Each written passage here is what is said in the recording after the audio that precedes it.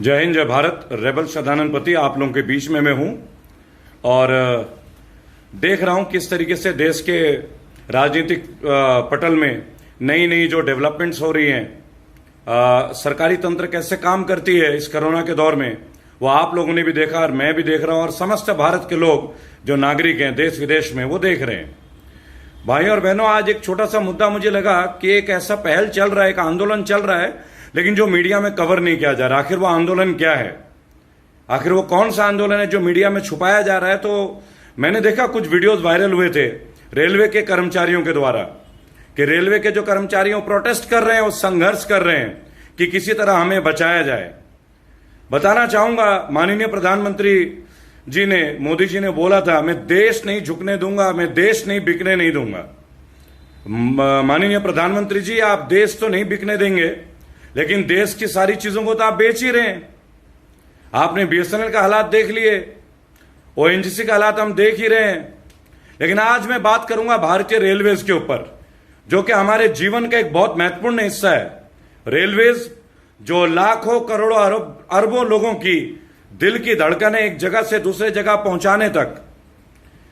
माननीय रेल मंत्री श्री पीयूष गोयल जी ने क्लैरिफाई किया था कि हम 151 ट्रेन जो है प्राइवेट ऑपरेटर्स को देंगे। तो भाइयों और बहनों, 109 रूट, 109 जो है ये रास्ते होंगे, गंतव्य स्थल होंगे, और जो ट्रेन होंगे वो है 151 ट्रेन हम प्राइवेटाइज करेंगे। और इसके लिए हम रिक्वेस्ट फॉर क्वालिफिकेशन करेंगे, RFQ, रिक्वेस्ट फॉर क्वालिफिकेशंस। माननीय रेल मंत्री जी, माननीय प्रधानमंत्री जी, सत्सम्मान पूर्वक मैं आपको एक बात आज कहना चाहूंगा कि जब हम इतने बड़े ट्रिलियन इकोनॉमी की बात करते हैं, कभी निर्मला जी 20 लाख करोड़ की पैकेज की बात करते हैं, अगर आप प्रशासनिक तौर पे, अगर आपकी गवर्नेंस इतनी मजबूत है, तो आप रेलवेज को निजीकरण क्यों कर रहे हैं? एक तरह से ये तो बेचा जा रहा है ना। अगर आपकी प्रशासन इतना मजबूत है, आपकी गवर्नेंस इतनी ऑनेस्ट है, अगर आपकी क्षमता है, मैं तो आपकी कार्य क्षमता के ऊपर प्रश्न उठाऊंगा रेलवेज के ऊपर। इससे पहले भी बहुत रेल मंत्री हमने देखे हैं, नीतीश कुमार जी को देखा है, लालू प्रसाद जी को देखा है, ममता बनर्जी जी को देखा है। माननीय पीयूष गोयल जी, मैं आपका सम्मान करता हूं, क्योंकि कोई भी ट्वीट करता है तो आप उनका उत्तर देते हैं। निजी तौर पे मैं इस बात के लिए आपका सम्मान करता हूं, परंतु मुझे लगता है कि आप एक चार्टर्ड अकाउंटेंट पेशे से, जो मुझे बताया गया है, जितनी की जानकारी मुझे मिली है, मैं नहीं जानता वो सही है या गलत है। माननीय पीयूष गोयल जी, क्या आपको कभी नहीं लगा कि रेलवेज का निजीकरण नहीं होना चाहिए? आज आप बहुमत में हैं, सबसे बड़ा विश्व का रिकॉर्ड है आप लोगों का, बीजेपी का चुनाव का, भाजपा का चुनाव का। आप लोग बोलते हैं लोटस, आप इतने बड़े चुनाव में जीत के आए हैं सेंटर में, और फिर भी आप आज रेलवेज का निजीकरण करने जा रहे हैं। माननीय प्रधानमंत्री जी, मैं आज आपसे एक बात पूछना चाहूंगा, सरकारी अस्पताल और प्राइवेट अस्पताल, अगर प्राइवेट अस्पतालों में हम जाते हैं, लाखों करोड़ रुपए हमसे बिल ले लिए जाते हैं, और तो डेड बॉडीज के ऊपर भी बोलते हैं कि तो जिंदा है। और ऐसे कितने उदाहरण मैक्स वगैरह हॉस्पिटल्स के आ चुके हैं, वो आपने देखे होंगे। ये वीडियोस हैं आपके पास, कोई मनगढ़ंत कहानियां नहीं है। रेबल कभी मनगढ़ंत कहानियां नहीं सुनाता। माननीय प्रधानमंत्री जी, जब हम प्राइवेट अस्पतालों में लड़ नहीं सकते क्योंकि वो अपने मनमर्जी के चार्जेस लेते हैं, आप रेलवेज को प्राइवेटाइज कर रहे हैं। आप मुझे एक बात बताएं, कल को रेलवे में हम किसके खिलाफ कंप्लेन करने जाएं जब हमें असुविधा होगी? वैसे ही हमारी शिकायतों को तो कोई सुनता नहीं है। आम भारतीय नागरिकों का, मध्यम वर्ग के जो लोग हैं, middle class people, the people who belong to lower middle class, the people who belong to the poor community, below poverty line, and the people of middle classes, everyone, each of them is suffering in your governance. और आज आप हम सब का जो गर्दन है, गर्दन, उसको प्राइवेट हाथों में सौंपने जा रहे हैं। क्या ये आपका गवर्नेंस है? ये है आपका गुजरात मॉडल? आप इस गुजरात मॉडल की परिभाषा करना चाहते हैं हमारे साथ? मेरे देश के वीर साथियों, भाइयों और बहनों, एक बात मैं आप लोगों को आज बताना चाहूंगा कि विश्व में बहुत कम रेलवेज रही हैं जो मुनाफे में रही हैं, लेकिन मैं गर्व से एक बात बोलूंगा कि एक दौर था 2004 से लेकर 2009 तक, जब हमारी भारतीय रेलवेज प्रॉफिट में थी। माननीय पीयूष गोयल जी, आपको मैं एक बात बताना चाहूंगा, रेलवे मंत्रालय आपके पास है, आप रेल मंत्री हैं, आप लोगों की दुखों को सुनते हैं, लेकिन क्या आपको यह नहीं लगता कि ये जो प्राइवेटाइजेशन किया जा रहा है, मन मर्जी से सब चीजें होंगी, सुविधाओं के नाम पे हमसे शुल्क वसूला जाएगा, जो कि आज हो रहा है। आप प्राइवेट कंपनीज को टोल टैक्स दे देते हैं सड़कों में, आज मन मर्जी का टोल टैक्स लिया जा रहा है। आप आगरा एक्सप्रेसवे देख लीजिए, आप लखनऊ एक्सप्रेसवे देख लीजिए, यमुना एक्सप्रेसवे देख लीजिए, कहीं भी चले जाए हमें लूटा जा रहा है। और अब आप लोगों लूटों का जो ये बाजार है, जो लूट का बाजार है, अब ये सारी सरकारी तंत्र में घुस रहा है, लेकिन आप लोगों को पता नहीं है कैसे अच्छी गवर्नेंस लग रही है। माननीय प्रधानमंत्री जी, आप कहते हैं देश झुकने नहीं दूंगा, देश बिकने नहीं दूंगा, तो इस तरह से तो देश बिक ही रहा है, इस तरह से तो देश बिक रहा है। आपने ट्रेन बेचने का निर्णय नहीं लिया, आपने भारतीय लोगों से ना पूछा ना कुछ किया। आपके हिसाब से, रेलवे मंत्री के हिसाब से जो आप लोगों की है कि अगर हम इस तरह का इन्वेस्टमेंट लाते हैं रेलवे में प्राइवेटाइजेशन को, तो 30,000 करोड़ का हमें एक रकम हासिल होगा, और बहुत सारे जो ट्रेन है वो मेक इन इंडिया के अंतर्गत चलेंगे। मुझे एक बात समझाने का प्रयास करें, अगर ट्रेन मेक इन इंडिया के अंतर्गत बनेंगे तो प्राइवेटाइज करने की क्या जरूरत है? क्या मेक इन इंडिया सरकारी तंत्र के नीचे नहीं आती है क्या? ये आपका कमाल का कंसेप्ट की ट्रेन बनाएंगे मेक इन इंडिया में, लेकिन रेल को कर देंगे प्राइवेटाइज्ड। ये किस तरह का आपका फैसला है? किस तरह का डिसीजन है? आप विचार करें, आप सोचें कि आप क्या कह रहे हैं। आपके कथनी में और करनी में जमीन आसमान का फर्क आ रहा है। इस तरह से तो आपने पानी में जहाज भी चला लिया था। देखिए, हर वक्त जुमले से काम नहीं चलेगा। पहली बात, आप हम लोगों को दूसरों के हाथों में सौंप देंगे। आप इसलिए प्रधानमंत्री बने माननीय प्रधानमंत्री जी, क्या आप हम लोगों की गर्दन प्राइवेट हाथों में दे दें? अरे अगर एक सशक्त सरकार हो, एक मजबूत सरकार हो, एक स्थिर सरकार हो, और अगर एक उम्दा सरकार हो, वो अपने सरकारी तंत्र को मजबूत करेगा, ना कि प्राइवेटाइजेशन को। आप तो प्राइवेटाइजेशन को बढ़ावा दे रहे हैं, ये किस तरह का इंसाफ है? हम तो पहले ही प्राइवेटाइजेशन से परेशान थे, प्राइवेट अस्पतालों से परेशान थे, प्राइवेट नर्सिंग होमों से परेशान थे, प्राइवेट कोल ऑपरेटर्स से परेशान थे। जिस तरीके का, देखिए बीएसएनएल इतना सस्ता सर्विस देता था, इतनी सस्ती सर्विस हमें मिलती थी, आज दुनिया भर के आपने प्राइवेट ऑपरेटर ला दिया। आज हमारी हालत क्या हो रही है? अरे भाई, लोग गवर्नमेंट का, अब मैं आपको बताता हूं, देखिए कोरियर सर्विस का उदाहरण दे रहा हूं आपको। माननीय प्रधानमंत्री जी, रेलवे मंत्री जी श्री पीयूष गोयल जी अच्छे से सुने, और स्मृति ईरानी जी आप भी सुना, निर्मला सीतारमण जी आप भी सुने। आप लोग के विभाग में भी प्राइवेटाइजेशन आने वाला है। जिस तरह से आप लोगों का मैं डेवलपमेंट देख रहा हूं, मैं आप लोगों से एक बात, अपना अनुभव शेयर करना चाहूंगा। जब आप एक कोरियर करने जाओगे, 1 किलो तक का जो कोरियर होता है ना, वो 500 रुपए के ऊपर चार्ज लेते हैं प्राइवेट कोरियर वाले। उसी कोरियर को जब हम भारतीय डाक सेवा के द्वारा जाते हैं तो 70-80 रुपए में होता है। कितना बड़ा डिफरेंस है, क्योंकि वो प्राइवेट है और ये पब्लिक सेक्टर में, गवर्नमेंट के अंदर है, सरकारी है। भाइयों और बहनों, मैं दोबारा आपको बताना चाहूंगा ये बात, जब आप अपना कोई कोरियर करते हैं वजन का मुद्दे पैन इंडिया में, तो केवल 1 किलो से नीचे अगर हो या 1 किलो तक हो तो वो 700 रुपए ले लेते हैं नॉर्मल डिलीवरी के। लेकिन जब आप इसे भारतीय डाक सेवा के द्वारा भेजते हैं तो केवल 50 से 70 रुपए में आपका ये चला जाता है ऑल इंडिया में। मैं आपको बताऊं तो आप सोचिए कितना बड़ा पैसा लूटा जा रहा है प्राइवेट कोरियर के नाम से। इसी तरीके से जब हम सरकारी ट्रेनों में जाएंगे और प्राइवेट ट्रेनों में जाएंगे, हमें लूटा जाएगा, हमें लूटा जाएगा जिस तरीके से हमें लूटा जा रहा है। माननीय प्रधानमंत्री जी, क्या आप प्रधानमंत्री इसलिए बने थे कि हमें लूटा जाए? क्या ये आपके जुरिस्डिक्शन है? इस तरह से आप अच्छे दिन लाएंगे? मैं एक देश का नागरिक हूं और मैं देश से प्रेम करता हूं, सम्मान करता हूं और स्नेह करता हूं और आपका भी सम्मान करता हूं, लेकिन आपने तो हमें कहीं का नहीं छोड़ा। जब चाइना कुछ करता है हमारे अंदर घुस जाता है, आप कहते हैं चाइना का ऐप छोड़ दो, चाइना हमारे मैप बदलने में लगा, आप ऐप बदलने में लग जाते हैं। आखिर ये चाइना का ऐप आपके परमिशन से ही तो आए हैं ना इंडिया में? किसने लाया? इंपोर्ट कहां से होती है जब सरकार परमिशन नहीं दे तो? माननीय प्रधानमंत्री जी, आप भारतीय रेल को जो बेच रहे हैं, इनमें जो इतने कर्मचारी हैं, लाखों कर्मचारी, उनका भविष्य का क्या होगा? आपने पैरामिलिट्री फोर्सेस के पेंशन बंद कर दिए। माननीय प्रधानमंत्री जी, आपका ईमानदारी का पैमाना है जो मैं बता रहा हूं, और मैं खुल के बोल रहा हूं। मैं जानता हूं मेरे घर वाले भयभीत होते हैं, क्योंकि मैं आपके नहीं, आपके गवर्नेंस के विरुद्ध बोलता हूं। उन्हें मेरी फिक्र होती है कि हमारे पुत्र की हत्या ना हो जाए। लेकिन माननीय प्रधानमंत्री, मैं विनम्र निवेदन करूंगा, हाथ जोड़ के आपसे एक बात पूछूंगा आज, और तहे दिल से आप मन की बात करते हैं ना, आज आप एक नागरिक की, रेबल सदानंद पति की दिल की बात को सुने। माननीय प्रधानमंत्री जी, आपने पैरामिलिट्री फोर्स और तमाम अलग सेंट्रल गवर्नमेंट के जॉब्स में से पेंशन खत्म कर दी। जिस पेंशन के आधार पर उनका जीवन चलता था, आपने एमएलए एमपीज की क्यों नहीं खत्म करी? माननीय प्रधानमंत्री जी, आप लोग तो 5 साल के लिए आते हैं, तो आपको जीवन भर के लिए पेंशन चाहिए। जो लोग अपना पूरा जीवन दे देते हैं अपनी नौकरी के लिए, 40 साल, तो उनकी आप पेंशन खा जाते हैं। ये कोई अच्छी बात है? ये आपका जुरिस्डिक्शन है? This is the way you give justice to people by being a prime minister of the great nation. I am very unhappy. Honorable Prime Minister Shri Narendra Singh Ji Modi Ji, I am very unhappy with your decisions. Your decisions are so painful. They are not with logics. They are not judgmental. If we can prove each and every decision of yours that it has become fatal for the people. लोगों के आत्मा के ऊपर, शरीर के ऊपर हम लोगों की हत्याएं हो रही है. आज आप रेलवे बेच रहे हैं, आपने एयरलाइंस बेच दिया, बीएसएनएल रास्ते में आके ओएनजीसी भेजा. मैं आपको एक बात ऐसी बताना चाहूंगा कि आप सोचेंगे कि मैं क्या कह रहा हूं. 2004 से 2009 में लालू प्रसाद जी रेलवे मिनिस्टर थे, मंत्रालय उनके पास थी. उससे पहले नीतीश कुमार जी थे, उनके बाद ममता बनर्जी आई. मैं आपको बताना चाहूंगा कि उनके रेल मंत्री यानी 2004 से लेकर 2009 तक के शासनकाल में 20,000 करोड़ इंडियन रेलवेज का प्रॉफिट था. आप इंडिया टुडे के देखें इंटरव्यू को, जो कि एनजीसी का 25% सरप्लस में था. रिलायंस इंडस्ट्री का डबल अमाउंट था प्रॉफिट का, 20,000 करोड़. 20,000 करोड़. मैं ये समझ नहीं पाता हूं कि हम ये किस तरीके की बात करते हैं. और इस रिपोर्ट का एक केस स्टडी बना था आईआईएम के द्वारा, Indian Institute of Management Ahmedabad.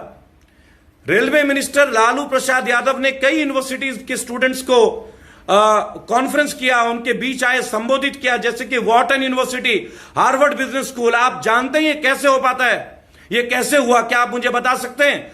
20,000 crore का मुनाफा. और उसके बाद आप लोगों की गवर्नमेंट आती है और आज आप लोग जब आते हैं, एक टाइम पे railway 20,000. Friends, my fellow Indian brothers and sisters, in from the year 2004 to 2009, when Honorable Lalu Prasad Yadav was the railway minister, our profit stands for 20,000 crores. और आज हमें क्या बताया जाता है कि हमारे करोड़ों में हजारों करोड़ों में रेलवे जो है घाटा में. इसका मतलब आप लोगों के मंत्रालय के जो लोग हैं वो कैपेबल नहीं है, वो वर्दी नहीं है कि इस मंत्रालय को चला पाए. मेरी कोई निजी टिप्पणी नहीं है. किसी भी सरकार का सक्सेस होना तब अच्छा लगता है जब सरकारी तंत्र सक्सेस होता है. अगर आप सरकारी विभागों को ही प्राइवेटाइज कर देंगे इस तरह से, तो कल आप सरकारी स्कूल जो कि गवर्नमेंट स्कूल है उनको भी आप प्राइवेट कर देंगे. यह है क्या आपका गुजरात मॉडल? माननीय प्रधानमंत्री जी, मैं तो वैसे भी आप लोगों के ईमानदारी के पैमाने से बहुत आहत हूं. मैं बहुत आहत हूं. जब मैं बीसीसीआई में देखता हूं अमित शाह जी के पुत्र को, तो मेरा दिल बहुत दहाड़ मारता है, मुझे कष्ट होता है. एक बिजनेसमैन और क्रिकेटर. चले, मैं एक ऑफिशियल चैलेंज करता हूं, अमित शाह जी के बेटे को और मेरे को ग्राउंड पे ले आए, मैं उनकी 6 बॉल खेलता हूं, मेरी 6 बॉल खेल लें, 6 गेंद वो मेरी खेले, 6 बॉल मैं उनकी खेलता हूं. फिर आप डिसाइड करना कि क्या बीसीसीआई का सेक्रेटरी बनाना. ऐसे लोगों को ये कोई ज्यूरिस्डिक्शन है क्या? इसीलिए हमने आपको प्रधानमंत्री चुना था. क्या ये है हमारे अच्छे दिन? जो दूसरे पार्टी के लोगों ने किया आपने भी वही किया. फिर आप बेहतर कैसे हुए? आप तो उनसे भी निम्नतर हो गए. माननीय प्रधानमंत्री जी, मैं सच सम्मान के तौर पे और भाजपा के जितने भी भक्त है जो भाजपा को मानते हैं भाई और बहनों, मैं हाथ जोड़ के एक विनम्र निवेदन करूंगा. आप एक बात सोचें, लोगों की पेंशन खत्म कर दी गई. आप एक बात सोचें, बीएसएनएल खत्म हो गया, रेलवेज को प्राइवेट किया जा रहा है. अरे आप स्ट्रिक्टनेस लाइए ना, आप रूल्स लाइए, आप गवर्नेंस को बढ़ाइए, आप सरकारी तंत्र को मजबूत कीजिए, आप अपने मंत्रालय को मजबूत कीजिए, आप कैंटीन में अच्छा फूड दीजिए. आप ट्रेन के अंदर एक भी अच्छा फूड नहीं खिलाते. आपका राज्यकाल में आज ये आपका दूसरा सेशन है बतौर मंत्रालय के तौर पे, आप सेंटर में. इसके लिए तो आप कांग्रेस को दोष नहीं दे सकते ना. हर बात के लिए जो कांग्रेस को बोलेंगे, केजरीवाल को बोलेंगे. देखिए, मैं राहुल गांधी का सपोर्टर नहीं हूं, ना मैं केजरीवाल का समर्थक हूं, ना मैं किसी और का समर्थक हूं. लेकिन मैं एक बात आप लोगों से आज कहूंगा, ऐसी क्या बात थी कि 2004 से 2009 जब लालू प्रसाद जी रेलवे मिनिस्टर थे, 20,000 करोड़ भाइयों और बहनों, 20,000 करोड़ रेलवे प्रॉफिट में थी तब के टाइम पे. और आज हम घाटे में हैं, जबकि तब प्लेटफॉर्म टिकट 5 रुपए का होता था, आज 10 रुपए का है. इतना डबल रेट हो गया, फिर भी आप घाटे में. कमाल करते हैं. ना हमें तब अच्छा भोजन मिलता था, ना हमें आज अच्छा भोजन मिल रहा है. एक बात बताएं, रेल के यात्री, गरीब लोग, मजदूर लोग, आप ट्रेन प्राइवेट कर देंगे, वो अपने मनमर्जी का रेट्स लेंगे, आपको दुख नहीं होता? क्या आप हमारे अधिकारों को प्राइवेटाइज कर रहे हैं? ये तो हमारे अधिकारों को आप प्राइवेटाइज कर रहे हैं. फिर आप चौड़ा सीना होकर बोलते हैं, 56 इंच का सीना लेके मैं देश बिकने नहीं दूंगा, मैं देश झुकने नहीं दूंगा. और कैसे देश बेचा जाता है? ये तो कुछ दिनों से चाइना का प्रोपेगेंडा चल रहा है, नहीं तो ज्यादातर इंडिया के जो प्रोजेक्ट्स हैं वो तो चाइनीज कंपनी के पास हैं. तब आपने आंखें मूंद ली थी क्या? मुझे बहुत दुख होता है. रेलवे के प्रदर्शन का वीडियो मीडिया में नहीं आ रहा है. एबीपी न्यूज के रूबिका लियाकत जी, क्या बात है, आपको रेलवेज का कष्ट नहीं दिख रहा है? एलआईसी वालों का कष्ट नहीं दिखता? अगली वीडियो में मैं एलआईसी पे आऊंगा कि इतने बड़े बड़े प्रॉफिटेबल संस्थाओं को आप लोग कैसे कैप्चर कर रहे हैं। Actually you all are capturing us, लेकिन ये नहीं होगा। हम भारतीय हैं, हम गुलाम नहीं होंगे। हम दोबारा ईस्ट इंडिया कंपनी की तरह अपने ऊपर किसी को राज नहीं होने, चाहे वो कमल छाप हो चाहे कोई भी हो। भाइयों और बहनों, हमारा देश गलत हाथों में जा रहा है।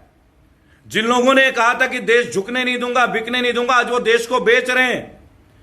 बीएसएनएल बिका, बीएचईएल बिक रहा है, ओएनजीसी बिक रही है, सरकारी तंत्र बिक रहा है, रेलवेज बिक रहा है, एयरलाइंस बिक रहा है। अपने आंखें खोलिए। अब जब भी कोई राज्य में चुनाव है, आप महसूस करें। मैंने तो 2004 से 2009 की घटना बता दी, जब रेल मंत्री थे लालू जी। 20,000 करोड़ का मुनाफा था, और आज ये लोग इसलिए प्राइवेट कर रहे हैं, इससे कहते कि 30,000 करोड़ में आ जाएगा। एक काम कीजिए, भारत की जनता को बेच दीजिए, हम अपना खून भी बेच देंगे, ऐसे तो अरबों खरबों रुपए आ जाएगा। आप पीएम केयर बनाते हैं, उसको लाते नहीं है आरटीआई में। क्या अपने पार्टी के लिए फंड बना रहे हैं क्या आप? क्या बीजेपी के लिए केयर है? इसको फिर सीधा कर देते ना, बीजेपी केयर फंड। इसे पीएम केयर फंड बनाने की क्या आवश्यकता थी? माननीय प्रधानमंत्री जी, आप एक सम्मानीय पद पे, और पद का कद होता है। मैंने कभी भी ऐसे भाषा का प्रयोग नहीं किया। In my all videos I have always told I respect you, I admire you, I follow you. मैंने आपको अपना गॉडफादर बनाया था, लेकिन आपकी पॉलिसीज, आप जिस गुजरात मॉडल की बात करते हैं, वो टोटल डिजास्टर है, टोटल फेलियर है।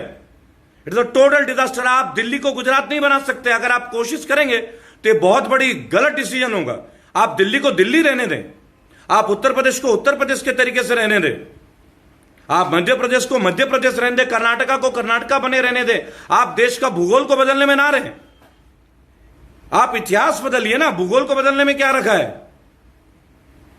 वैसे भी मैं आपको एक बात बता रहा हूं कि ये जो उत्तर भारत का क्षेत्र है, मध्य भारत का क्षेत्र है, पूर्व भारत का क्षेत्र है, दक्षिण भारत का क्षेत्र है, ये सब क्षेत्र मिलकर भारत बनता है। बहुत आक्रोश है लोगों में। आप दिन प्रतिदिन भारत के तमाम चीजों को आपकी सरकार बेचे जा रही है। बहुत कष्ट है लोगों के अंदर। इंडियन रेलवेज को आप हाशिए में ना लाएं। घाटे और मुनाफे के बुनियादी ढांचे को आप प्राइवेटाइजेशन में ना तब्दील कर दें। Your people, your government is trying to sell our government resources and that is not good for our country. ये हमारे देश को खोखला करेगा। भाई और बहनों, कल को हम इंडियन रेलवेज में जा रहे हैं, प्राइवेट रेलवेज में जा रहे हैं, और जो रेलवे के हॉस्टेस होंगे, मेल या फीमेल, और उन्होंने हमारी शिकायत कर दी, 2 बार के बाद शायद हम ट्रेन पे नहीं बैठ पाएंगे। गजब हो जाएगा।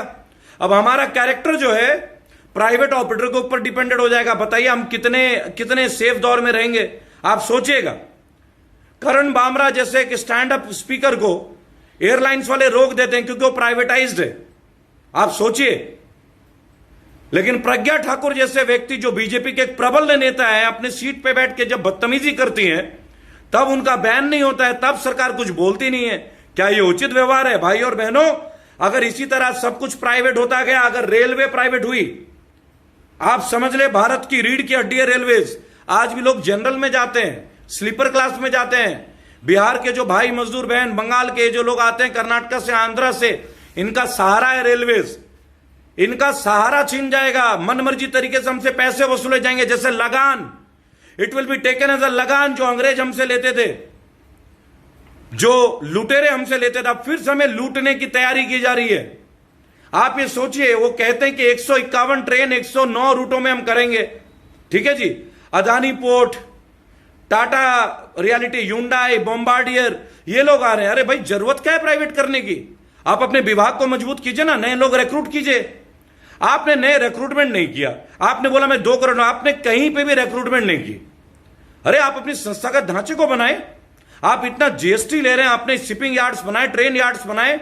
मेक इन इंडिया के लिए आपको सेल इन इंडिया क्यों करना पड़ रहा है? आप बनाइए इंडिया में कंपार्टमेंट्स, अच्छी बात है, गर्व की बात है। मेट्रो के कोचेज आप बना रहे, बहुत ही गर्व की बात है, मुझे अच्छा लगा। लेकिन इसका यह मतलब तो नहीं हो जाता ना कि आप इस चीज को प्राइवेटाइज कर दें। धीरे धीरे बीजेपी की जो गवर्नेंस है, ये भारत के तमाम प्रॉफिट मेकिंग संस्थाओं में घुस रही है। उनको लॉसेस का हवाला दे कि हमें गुलाम बनाने की तैयारी की जा रही है। मैं रेबल सदानंद पति 15 अगस्त को अपनी फाउंडेशन अपने देश को समर्पित करूंगा, और हम नहीं रुकेंगे।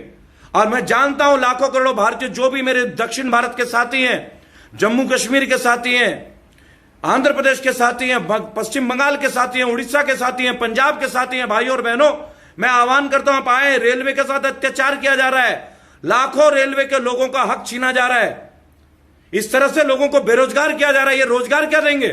भाजपा की सरकार तो हमें बेरोजगार कर रही है। सड़कों पे लाके डाके ये बोले थे ना कि कोरोना में रोड में ना निकलो, अरे ये तो हमें रोड पे ले आए हैं, कोरोना की क्या जरूरत है? भाजपा की सरकार कहती थी ना कोरोना में रोड पे ना निकले।